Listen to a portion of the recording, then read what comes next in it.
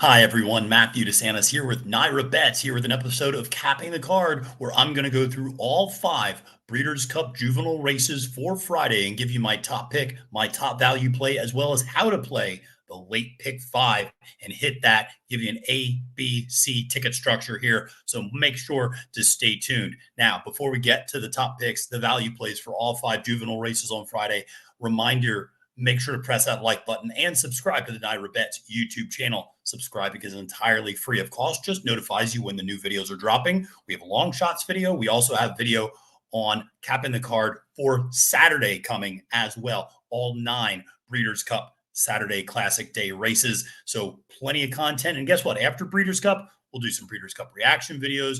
And we're also going to do a lot of stuff about Belmont at the Big A. We're going to do plenty on Churchill. We're going to do plenty on Santa Anita. We're going to do plenty on Gulfstream Park in the championship meet later this year. So we got you covered here for all things horse racing. All right. Well, like I said, we're going to go through the 5 Juvenile Friday races for the Breeders' Cup.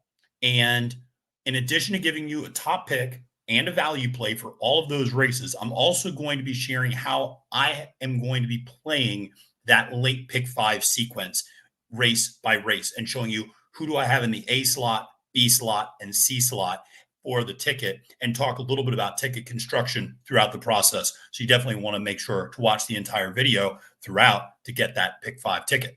All right, well, let's dive into Juvenile Turf Sprint, and that's the first race to kick things off for Juvenile Friday here at Del Mar.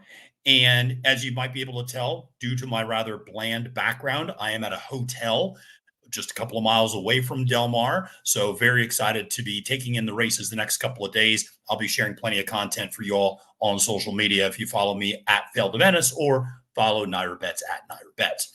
All right, well, listen, the Juvenile Turf Sprint, this is a race that has historically been dominated by Americans.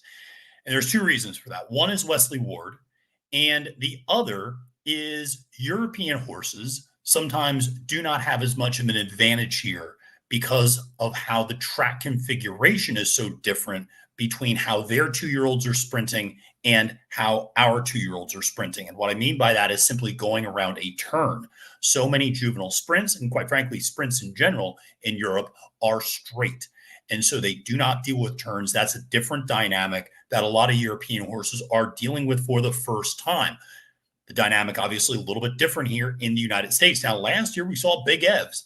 Remember him, Michael Appleby horse? That horse got the job done and won, I believe, setting the Breeders' Cup Juvenile Turf track record in the process. And he's back in the turf sprint this year. We'll get to that in the next episode of Capping the Card. But this is an interesting race. Your morning line favorite is the number 8 Ecoro Seig for Japan and for Hideyuki Mori. The horse is undefeated. However, 2 things to make note of. One is that the horse has won both races going 6 furlongs. So cutting back a furlong, which I do think changes the dynamics a little bit. The other is I don't know how good the competition was in some of these races and how easily Ecoro Seig was able to get to the lead both times out. He went off as the 2-5 favorite in both races. Now, he is an American-bred horse. He was sired by Twirling Candy. So there's plenty of pedigree that people here in the United States can have connection to. But still, I do wonder if he's quite fast enough for this spot. If you look at his time form rating, he's not.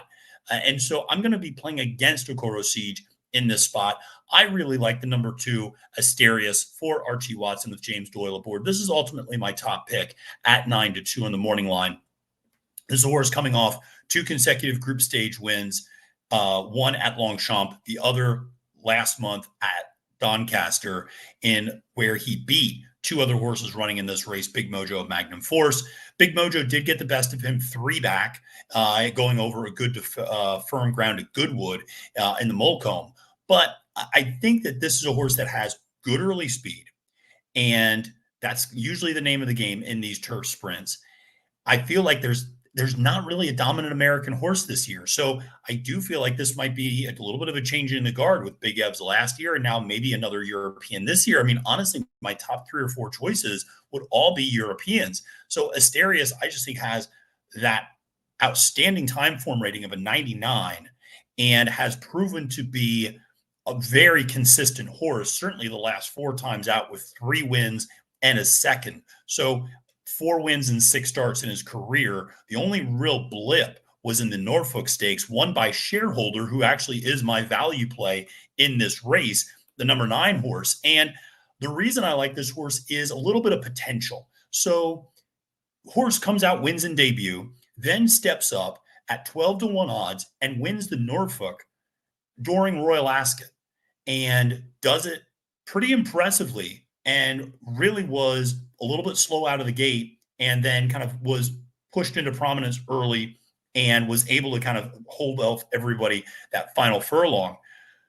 Very impressive. Got an 88 time form rating for that, which does not compete with the elite level of Asterios, who's got a 99 last time out. So would still need to make up ground. Now, last time out, ran, I think, against some of the track bias, good to soft track at Deauville. And I just think I'm willing to forgive that one a little bit. You get William Buick aboard now. It is interesting. James Doyle is opting not to ride this one, but you pick up arguably one of the great turf jockeys in the world, William Buick, as a result. This one's been a little bit, it's going to be coming in fresh, has not run since August, in the middle of August. So you might think there might be a little bit of a layoff here, but I just think this one is interesting at 12-1 because horses only raced 3 times, 2 wins, including a group stage win at Royal Ascot. And the one time I'm willing to make some excuses, I think in part because the horse just was running maybe not in the best part of the track that day and was just, like I said, might not have liked the ground and the going as much as others. So this is another one sired by Not This Time. So again, a European coming over, but a sire certainly we're all very familiar with here in the United States. I think those two are really interesting. I think, like I said, Shareholder as a value play is quite fascinating. Now, that said, from a ticket construction standpoint, certainly my number 2 Asterios is an A for me, as well as number 3 Big Mojo, 4-1 for Michael Appleby. I mentioned Big Evs last year. This one's got Tom Marquand up, and Marquand, outstanding jockey. This one finished second by a neck in that Group 2 last time out to Asterios. So certainly is more than capable of winning and did so 3 back at the Molcombe. Now, my only concern is only has 1 career victory, but certainly has improved every single time out from a time form rating standpoint.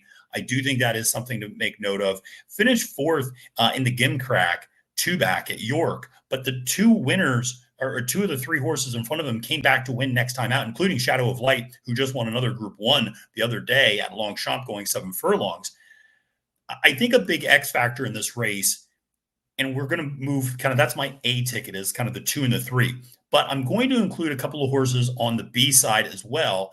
And I'm going to include Arizona Blaze at a big price for Adrian Murray. This one is just really consistent, 7 for 8 in the money, 2 victories. And one of those is the Marble Hill in a Group 3 at Cura. Again, I'm willing to draw some lines through a few of these. One was over synthetic, one was over yielding ground.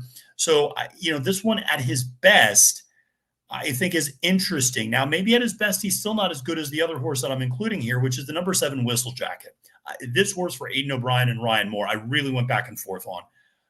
Does he want 5 furlongs? Is it just a matter of not liking soft ground, but then he's won over soft ground? Like I said, the last time out, over soft ground at Newmarket in the Middle Park Stakes to Shadow of Light, who, as I said, went on to win a Group 1 in the very next start as well. So has been losing to great competition. Now, here's the argument for Whistle Jacket that I'll make is the horse has been favored in all 7 career starts, 6 for 7 in the exacta, only 3 wins though. Now you're going to get more of a price. This horse is 5-1. He's not going to be the favorite in all likelihood, even if he gets bet down a little bit. So you're going to be getting better odds on Whistle Jacket than you've ever gotten in the past. He's absolutely going to be included on my ticket. Like I said, my A's are the 2 and the 3. He's right there in my B's. And then the other horse that I will mention as a B horse for me, obviously a Shareholder, who we already talked about as a value play. Notice no American horses here. Now, I will say, if you're looking for an American horse, I do think the number 10 Governor Sam for George Weaver is kind of our best hope here in this race. Winner of 4 straight 3 stakes races, very comfortable that 5.5 distance. I just don't know if he's quite fast enough to compete with this group, but certainly has great early speed. Paco Lopez aboard. One concern I do have is those outside post positions. That far turn comes up real fast at Del Mar in these 5 furlong sprints. Something to keep in mind. The other one that I really wanted to use this horse as a value play and maybe even as a B is Ides of March. And I've just felt this horse really got the worst of the draw, has Frankie Dettori up. And that far outside 12 post in these sprints, I just don't love it. Like I said, because of how quickly that first turn comes up at Del Mar when you're doing these 5 furlong sprints starting on the backside, I just worry the horse is going to get hung out. And I just don't really love what that horse is going to have to run up against. You could also argue the horse, while very impressive, has not quite faced the level of competition as, let's say, Whistle Jacket, who's been going up against Group 1 competition. That said, Ides of March looked very good last time out, winning easily in a Group 3 at Cora, and could very well continue to take that step forward. Another horse that has never not improved every single time out. So another one I think you have to think about taking pretty seriously here. All right, well, let's move to the Juvenile Fillies. And I think this is a really interesting race. Your morning line favorite is Scottish Lassie. I'm playing against this horse. Drew the far outside post, which is already a little bit of an issue. Jumped up big time in terms of speed figures, went from a 66 to a 90. And broke her maiden, winning that Group 1, Grade 1 Frizette. My concern is that was a lesser field. What do I mean by that? Well, if you remember, Chad Brown had a filly in that race who was going to be your, I think, 4 to 5 morning line favorite, if I'm not mistaken, and that was Senza Paroli. Might have even been a 3 to 5 favorite. A very heavy favorite in this race. That horse scratched due to an injury. Scottish Lassie ends up taking a little bit of money, but still goes off at 6 to 1 and just absolutely dominates that field. To be honest, I didn't think there was much in that field looking at the rest of the runners. So I don't know how good some of the horses are that she beat. Now, she's sired by McKinsey, and, you know, the dam is out of Bodemeister or by Bodemeister. So this horse should love California. You got 2 California influences there with McKenzie and Bodemeister. But in all seriousness, the outside draw, I just worry. I think there might be a little bit of regression from that 90 buyer speed figure. The horse that I find a hard time getting around is my top selection, which is Immersive. And Immersive is a horse that is 3 for 3 and has won a few different ways in terms of dealing with different track conditions. And 2 back in the spin away, I just thought was so impressive, coming from a little further off the pace, sitting mid-pack that day, breaking from the inside rail, going 7 furlongs. That's not an easy thing to do. And this is a horse that, like I said, was able to win and beat Quiet Side and Sherbini, who are 2 very nice horses. Then comes back last time out, sits much more of a tracking trip in the Alcibiades, goes 2 turns, does the mile and a 16th distance, and wins doing it, and wins easily doing it with Manny Franco aboard. Manny staying on this horse. I mean, this is one, Brad Cox uses Manny Franco a lot up in New York over the winter, and he uses him some over the summer. It was notable that Manny was flying wherever this horse was. Manny was not letting anybody else get a ride on this horse. He left New York to fly down to Keeneland to ride this horse in the Alcibiades. And I think that showed you just how much he thinks about this one. The speed figures are not going to overwhelm you. 83 is the best, 80 out of the last effort. But sired by Nyquist out of a Bernardini mare, again, from a pedigree standpoint, I'm not sure you can get much better than that. I love that combination. And so this is one that I just think has a lot of versatility, has good speed, doesn't need to lead, can sit a couple of different types of trips, has rated well, has taken kickback, has handled the 2 turns, and knows you can get the distance. And I think has faced the best level of competition out of the group. So Immersive, I know she's going to be a shorter price. She probably will end up being your post-time favorite, but I just think she's really hard to get around for the Godolphin bred by Brad Cox. Oh, by the way, Brad Cox on an absolute heater over the last month, winning 71% of his stakes races, and over his career has won 27% of his Breeders' Cup entries, which is astronomically high when you compare him to virtually any other trainer active today. Now, in terms of a value play, I do like the horse that finished second to her last time out. I like Tom Amos's horse quite a bit. Dylan Davis aboard. And another one that was up in New York, and Dylan then traveled down to Keeneland to ride this one, which I think shows you how much Dylan didn't want to let anybody else get on this horse and really wanted to stay on the mount. And she won very impressively over Snow White and beat Scottish Lassie in that maiden breaking race going 7 furlongs and came from off the pace doing it. And last time out in the Isle of Salvides, again, sits kind of more towards the back of the pack and then makes a big run and got within about a length of Immersive before maybe flattening out a little bit, but showed the ability to get 2 turns, run the mile in a 16th, finish second that day behind Immersive. You're getting 10-1 on the morning line here. I think that's a very nice price. And I think that's a horse that I would absolutely be looking at either on my horizontal or my vertical wagers, because I think this one may have another step forward that she could take.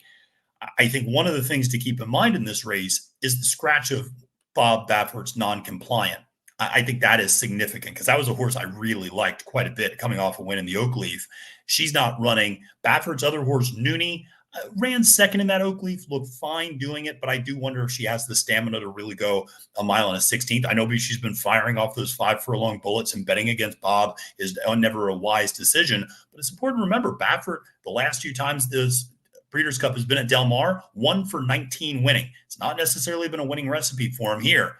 The other one that I would include on the A level of my tickets is the Japanese horse American Bikini. This one is beat the boys last time out going 7 furlongs, earned a 90 time form rating for that effort, and won easily. Has good early speed, and it should be able to cross and clear a lot of horses and save some ground. I think this one could be pretty special and has a really good chance of getting Japan on the board, sired by American Pharaoh, out of a Bernardini mare. Again, we're talking about really good pedigree here. I know you're going to get a little bit of a price here, 5-1, but those are my 2 A-level horses, Immersive and American Bikini. On the B level, I'm absolutely including Quick Kick, and I'm also including Nooney, maybe a little bit defensively, but if you're giving me 15-1 on a Bob Baffert horse, I'm probably going to throw that horse in on a couple of my tickets. And then from a C standpoint, I do think Scottish Lassie maybe is a C-level horse. I mean, maybe on some of my deeper tickets, I might include a horse like Scottish Lassie, but that's one I'm probably going to be playing against in all likelihood. All right, well, let's go to the Juvenile Fillies Turf. And this is, I think, the single in the sequence. And I think it's Lake Victoria, and I think it's everybody else. And there's a couple of reasons I think that. One, it's Aidan O'Brien and Ryan Moore. 2, this horse has also just gotten progressively better every single start and already has 2 Group 1 wins over in Europe. 3, just watch the races. Just watch her. I think that's what really impressed me. Watching that Chevalier Park last time out at Newmarket, that was so visually impressive because she was kind of tracking the pace. She was your 3-2 favorite that day. And Ryan simply shook the reins. And she went from being back about a length and a half to being up by about 3 lengths in the blink of an eye. And it was super impressive. Now, the question is, she's never gone over 7 furlongs. However, we routinely see these European horses stretching out from 6-7 furlongs to a mile. Generally speaking, European horses can always get a little bit more distance when they come over here to the United States because our ground is much more flat, less undulating. It's easier to run over. It's not as, the turf course is not as deep in a lot of instances. You're not dealing with soft ground. You're dealing with firm conditions. So it's much easier to get that extra distance. On top of that, you are saving all the ground from the inside rail. Now, on a certain level, you might say, well, she could get shuffled back. She might not have elite early speed. Maybe she has to sit mid-pack. That's fine. I actually think that's not a problem at all because this is a big field. There's going to be a lot of fillies who are going to try to get to the front. As long as Lake Victoria can sit somewhere maybe mid-pack, she's got that sort of incredible burst that really makes you think she's something special. Ryan Moore, one of the best, if not the best, turf rider in the world, in my opinion, and he knows how to get that inside ride. That's exactly what he did last year with Augusta Rodin. This horse is my single. Yes, I'm eating chalk here, 8-5. But if I'm going to eat chalk, I'm singling it. I'm not going to include other horses with this. Part of the reason for that is I'm not as bullish on the number 7 Thought Process, who is 5-2 on the morning line. I think that number goes up for trainer Phil D'Amato. This one has outstanding early speed. Won last time out in the Surfer Girl gate to wire fashion. Something to mention, no horse in the 10 turf route races that have been run at Del Mar has ever won in gate to wire fashion for the Breeders' Cup. So out of the 10 Breeders' Cup races at Del Mar in 2017 and 2021 that went 2 turns. There have been 0 gate to wire winners. So I'm going to be playing against thought process in this spot. And if you get past those 2, then there's a whole lot of prices. And I think a horse like Heaven's Gate for Aidan O'Brien is really interesting as well. I'm probably ignoring the 2 New York horses, much to the chagrin of my bosses at NYRA. I just think that Miss Grillo was a really fluky race where the top 3 horses blew the turn coming out of for home. Or, well, I shouldn't say all 3 of them did. One of them did and kind of took out the other 2. Scythian just kind of inherited the lead. If you're going to play any of those horses coming out of that race, I'd rather play a horse like Virgin Colada, who was at least running against some of the dynamics and was making up a huge amount of ground late for Chad Brown and Flavian Pratt aboard. I do think that horse is at least a little bit interesting. And I think, could maybe sneak in as like a C-level horse here if you're interested in that. But for me, it's, the number 1 and not looking back. Now, in terms of a big price, I do like Abiento. Abiento for Mark Casse. Mark Casse did a lot of nice 2-year-olds. This one is Dylan Davis up. Also is a very strong late turn of foot. Won the matron last time out. Sired by Not This Time. Out of a more than ready dam. This one should be able to handle the 2 turns, no problem. And again, I think the stretch out is going to be beneficial here. It really has not run poorly on the turf the last 3 times out. The only time the horse really ran bad was when a race in the Bolton Landing was taken off the turf. Otherwise, the horse has run well, run decently at Kentucky Downs, then comes back and runs and wins the matron at 5-1. I think this horse at 30-1 presents tremendous value. Even if you think it's more of an underneath play, I still think that's a horse to absolutely consider using. Mark Casse's got a couple of other interesting horses. I think Nitrogen is an interesting horse. I actually like Vixen maybe a little bit more, but Vixen drew the 13 post. Oof, that's a tough post position to overcome. Granted, you have Johnny Velasquez up, and he's going to be able to show that early speed, but I still worry about that 13 post and overcoming it. Nitrogen, on the other hand, Cassie's other major runner, is breaking from the number 2 pole. I think has a better ride there. So that's why Nitrogen's absolutely on the B level of my ticket. I think that one coming out of a 3rd in the Natalma, it could absolutely be an interesting horse. We'll maybe try to go on the front end, but it'll be interesting to see what Jose Ortiz does. Obviously, remember, Jose won this race a couple of years ago with Pizza Bianca.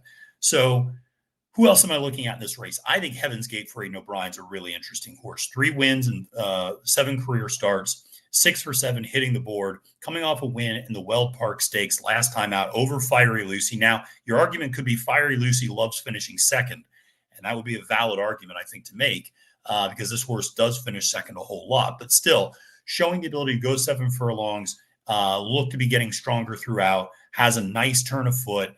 You don't have Ryan Moore up because he's obviously on Lake Victoria. But William Lorden has ridden the horse before to a 3rd place finish in the Albany during Royal Ascot in a very good race against Fairy Godmother and Simmering, who went on to win next time out. So I think this one has some talent. And at 12-1, you're also getting really good value to include in your horizontals. The other one, like I said, was Abby and Tote that I think is worthy of that B level. Just as a little bit of a long shot. The 2 C-level horses that I have, Fiery Lucy, like I said, 6 career starts, 4 second place finishes. That is a little concerning. But listen, she's always right there. She's in the mix against these really, good fillies. So, 2 consecutive runners up in a group 3. So I'm willing to maybe give her a little bit of a look on some of my deeper tickets. And then the other one that I would consider is, like I said, the 13 Vixen. That's the other Cassie horse that I think I would include on my deeper tickets. This one coming off the 2nd in the Natalma by just a neck, has good tracking pace, and might be able to just kind of get the right trip if Johnny Velasquez can figure out a way to save ground from that 13 post. Well, let's go to a race that has given me fits, and that is the Juvenile. I went back and forth on this race. I had about 3 different horses listed as my top pick. I had a bunch of different horses listed as a value play. This is by far and away where I'm spreading the most on my ticket for my A-level ticket. Listen, East Avenue is a tough horse, and he looks amazing out here. And Brendan Walsh, Tyler Gaffleone, Godolphin, those are connections you trust. 2 for 2, absolutely blew him out in the Breeders' Futurity. Has only won one way, though. Has only ever won on the front end. And now you're on the rail, which kind of dictates what you have to do. and you have Getaway Car right to your outside for Bob Baffert, and that's another speedball. Now, I don't think Getaway Car is as good as some people think he might be. I don't think he's going to be 20-1, I'll tell you that.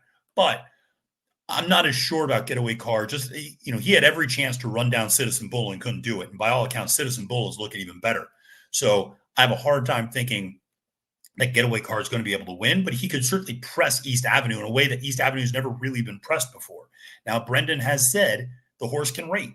So if he wants to rate and sit more of a pocket trip behind a horse like Getaway Car and take a little kickback and do that and sit third, that would certainly show a new dimension. But now you're asking a horse to do something for the first time in a really big spot.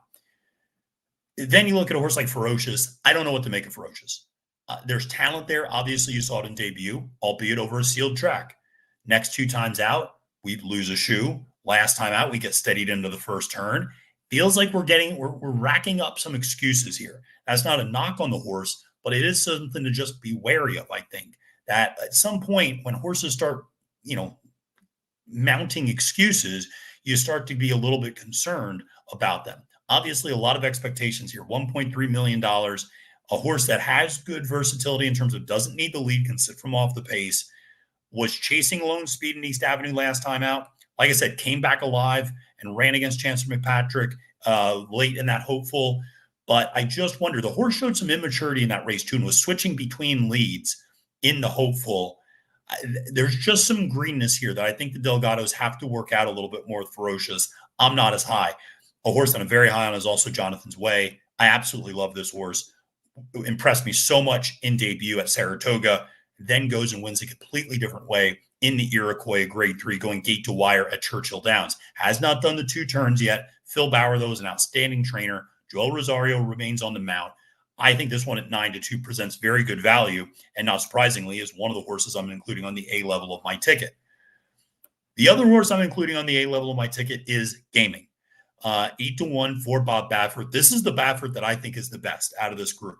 I think Citizen Bull is a very good horse. I think Gaming is a very good horse as well, maybe even a better horse. This one ran in debut, won in debut at Del Mar, then goes and runs in the Grade 1 Del Mar Futurity, easily beats McKenzie Street, Citizen Bull, Getaway Car, going 7 furlongs, and coming from off the pace to do it, which I always think is important to see with a Bob horse. Irad Ortiz Jr. is up on the mount. Granted, 3rd jockey in 3 starts. That maybe is something to keep in mind. Juan Hernandez goes elsewhere. Juan Hernandez, if I'm not mistaken, stays on Getaway Car. And Flavian goes to the horse that we'll talk about next in a second. But that's who rode him last time. Now Irad is up. I like Irad with horses that come from off the pace. I think this one has a little bit of an outside post, can kind of work its way over and maybe sit more of a tracking trip. I think this one is really dangerous at 8-1, as obviously my value play in this race at 8-1 has been working out very nicely and has that very stereotypical 6 furlong work that Bob Baffert loves to give his horses leading up to big races. Ultimately, listen, I can't fade New York forever. My top pick is Chancellor McPatrick, 3-1 on the far outside, sired by McKenzie out of a Bernardini mare. Flavian remains on aboard for trainer Chad Brown. I actually think this is Chad's best chance to get a win this whole weekend. I'm not as high maybe on Ways and Means and domestic product. A little bit of a cliffhanger for you for next week, for the next episode, I should say, on the Classic Day races. I know Chancellor is going to be running against the track. I'm aware of that. You can do it, though. You can do it at Del Mar, and you can do it in the Breeders' Cup at Del Mar. We've seen horses come from off the pace, going 2 turns on the dirt. Out of 10 dirt route races in 2017 and 2021, 4 of the 10 winners came from more than 3 lengths back at the half-mile mark. The key with Chancellor is exactly what Flavian did last time out, which is make the move around the turn.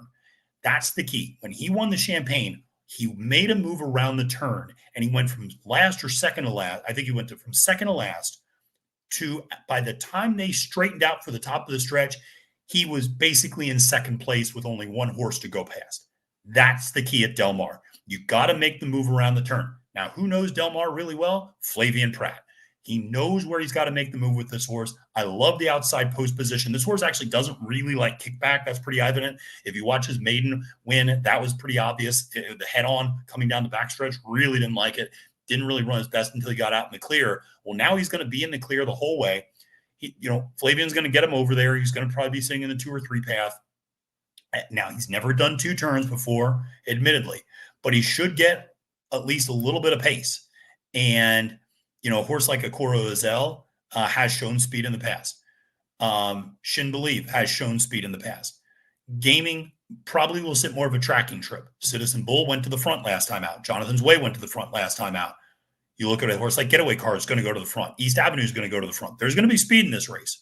And I think Chancer is going to be the beneficiary. That's going to be my top pick. But as you can see, I'm going 4 deep on the A line here. I don't like to do that, especially with so many top choices. But ultimately, I really force myself to go skinny in a couple of other legs with my A's. And this is the one where I'm really spreading because honestly, this one I feel like could go a lot of different directions. And this is a tough spot. This is a really, really, really tough race. And I do think, Citizen Bull, like I said, is a really interesting horse in the spot for Bob, but I just ultimately could not get there in terms of making him a top selection or putting him on the top line. So ultimately I went with 1, 5, 7, 10 as my A. It should just say 6 there as my B, and then 4 on the C level with Ferocious. Well, let's close that out with the Juvenile Turf, and we're going to go with some big prices here. I know there were some kind of more modest prices as my top selections in some of those other races. I'm going to, it's weird. I typically, like I said, have been very cautious of supporting the outside post position. So much so that Tenacious Leader apparently heard that I wasn't picking him and decided to scratch from the race out of the 14 post. Henri Matisse, really nice horse, but stuck in the 13 post. Aomori City, maybe I'm going against my better judgment in that number 12 post, 10-1. Is it as simple as just following William Buick? Because when William Buick hops off of Al Quadra and goes on to Aomori City, that kind of tells me something. And I know the horse lost last time out going 7 furlongs at Curra against Henry Matisse and Seagull's 11, who's in this race. But I just think, William Buick and Charlie Appleby, that's a good combination to use. 10-1. I'm willing to take a little bit of a chance with this horse. Listen, New Century is a very, very good horse. Al Quadra is a very, very good horse. I think both of those are horses that have really strong turns of foot and could absolutely come flying late. Ocean Murphy aboard New Century was so impressive winning that summer. Obviously, Al Quadra, very impressive coming in second while facing some difficulty there in the stretch. But I think, again, and as one who got the better of New Century overseas, going a little bit shorter. So, listen, those 3 are really hard for me to kind of go against. Ultimately, I guess I'm kind of fading Al Quadra out of this group, and I'm going with New Century, Aomori City, and Henri Matisse as my top 3 on the A line, going 3 deep there. On the B level, I'm going with the 2 and the 3. So, or the 4, I should say. And that is Noble Confessor, who I think is really interesting for Todd Pletcher. This is a horse that finished second in Zulu Kingdom. I don't like Zulu Kingdom. I'm out on that horse. That horse is green in a lot of ways. I think still needs to get more mature, lets other horses run at him late. Doesn't put horses away. I'm not as bullish on Zulu Kingdom as others. Noble Confessor, 15-1. Yes, please. This horse got to the turf, ran, I thought, a really good race in all series, really good race. And over a yielding turf, going a mile and a 16th in the Pilgrim, came up just short with Irad Ortiz Jr. aboard. Now gets Tyler Gaffleone up. I actually like that change a little bit. This one, again, showed that perk up. And it still is a maiden, admittedly. But I will tell you, I was standing next to some assistants for Todd Pletcher. And when the second Noble Confessor crossed the finish line, there was we should have won that race. And they looked at each other and they go, we're still going to the Breeders' Cup. There was an immediate assumption this horse is good enough to go to the Breeders' Cup, that Todd was going to absolutely take this horse here. So this is one that is not here by accident. I think this is a really, really nice horse. I think this one absolutely deserves to be on the B line. Dream On, another one from Mark Casse, finished third in that summer stakes last time out. I think, again, at 20 to 1, you're just getting tremendous value on that type of a horse. So listen, I'm going 11, 12, 13 on the A line, 2, 3, 4 on the B line. And then in the C, you look at the 9, the Waco kid at 20 to 1 for Hugo Palmer, 2 wins, including a Group 3 last time out over soft ground. You always worry maybe the horse just likes soft ground, but did win over good ground to break its maiden. This one, again, that last effort can replicate that 96 time form rating, could be pretty dangerous in this spot with Tom Marquand aboard. Listen, if you just use the A versions of my tickets, you're basically going to go 2 by 2 by 1 by 4 by 3. And you're going to be able to put together a relatively modest A ticket for that pick 5. So that, I think, is a real key. And, I think it is one where I think you could put together a $24 base ticket with that structure. And then from there, you can play around. You can sit there and bring in some of your, and one of the things that I've talked about with other people is you can play multiple tickets too.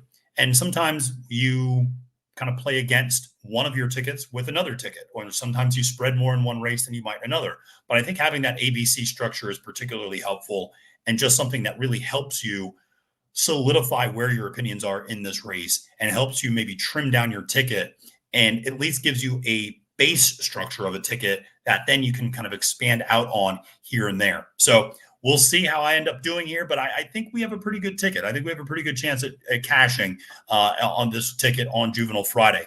Listen, appreciate everybody tuning in. Sorry we don't have the NYRA Bets backdrop, and that it's a rather bland backdrop, but that's what you get at the Embassy Suites La Jolla, which I should say is actually quite lovely. So that's no shot at them. Wonderful customer service, very nice hotel, and very nice room here for me for the Breeders' Cup. So listen, hope everybody appreciated this video. We're going to have another cap in the card going over all 9 Breeders' Cup races on Classic Day Saturday. That's going to be dropping soon as well. Want to make sure to get all of our content here on NYRA Bets, so make sure to press that like and subscribe button today. My name is Matthew DeSantis, wishing you a great and prosperous Breeders' Cup. And until next time, friends, it's now post time.